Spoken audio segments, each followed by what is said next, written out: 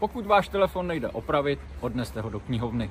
V městské knihovně Most můžete do konce března odevzdat váš starý, rozbitý nebo jen nepotřebný mobilní telefon a připojit se tak k akci Remobil.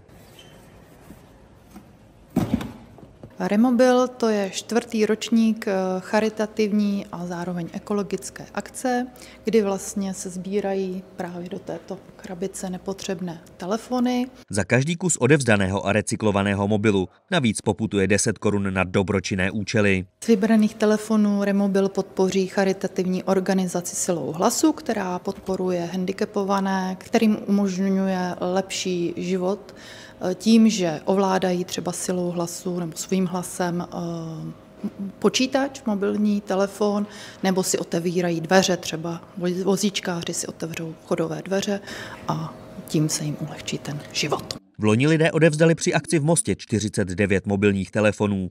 Řečeno čísly, neziskový projekt sběru nepotřebných mobilů tak vloni díky Mostečanům přinesl 8 hodin práce pro handicapované a jinak znevýhodněné. Podařilo se díky němu snížit emise ekvivalentní CO2 ve výši 78 kg, či se podařilo uspořit skoro 1500 litrů pitné vody. Krabici na mobilní zařízení najdete hned ve vstupu do knihovny.